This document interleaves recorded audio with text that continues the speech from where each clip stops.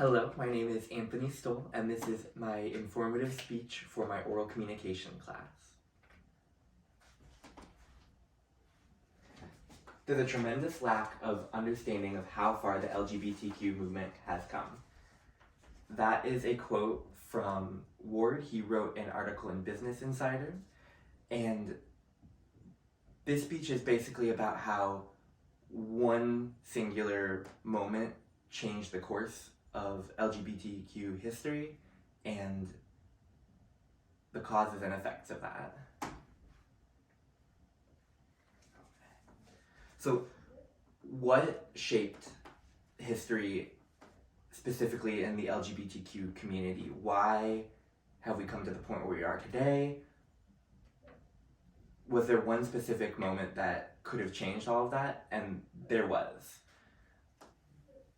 Imagine not being able to go outside and being who you are, being who you want to be, having to hide everything from basically everyone in your public life, and only having tiny moments of actually being who you are. For a lot of LGBT people, especially before the turn of the century, it was extremely difficult to be just you.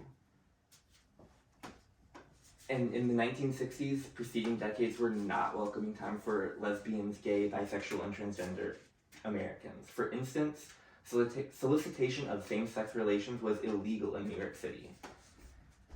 It was just crazy how much of a difference there was between living today as a gay person and just not even 40, 50 years ago. Specifically in New York City, there were police raids constantly trying to out people. They would be going around to different bars that LGBT people would gather at and just constantly raid them and try to arrest them, and then that ended up leading for them to come out against their will, and then their families would either disown them. Occasionally they would be supportive, but for the most part it was not a great time at all.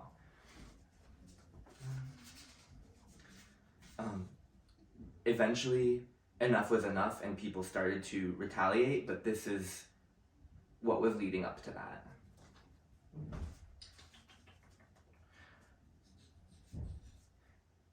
In 1924, the first United States gay rights organization was created, but for the most part, that was in the 20s, and even in the 60s, there hadn't been much changed, and something needed to be done.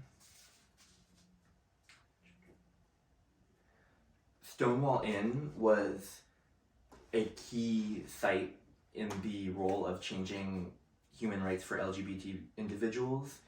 It was originally just a trashy bar that was just along with hundreds, but eventually it was purchased by the Genovese family, who was a mafia-run crime organization that basically owned a bunch of different gay bars across New York City, specifically the Greenwich Village district.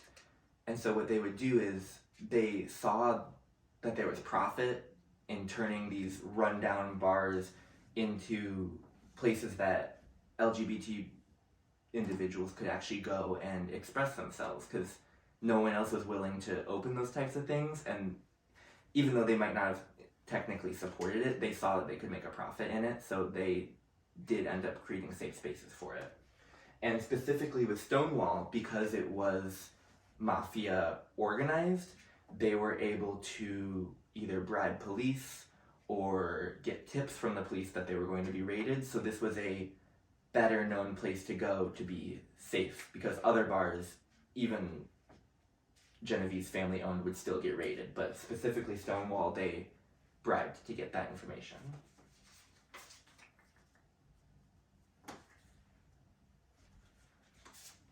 Eventually, enough had become enough, and everyone wanted to finally move things in the right direction. And the catalyst of all of that was an actual raid that did happen at Stonewall. It originally was a police raid on the building. They cited it as that the Stonewall Inn did not have a proper liquor license, even though that wasn't true. They just claimed that was the cause of the raid, but eventually it turned into protests and riots. So the raid happened around like midday at Stonewall, and then because there were so many people at the bar at the time, people started to fight back, and it eventually became violent. And one person that's like a key historical figure for the Stonewall riots was Marsha P. Johnson, and it is argued whether or not she was the actual one that threw the first brick, but she is credited for the most part that she was the one who started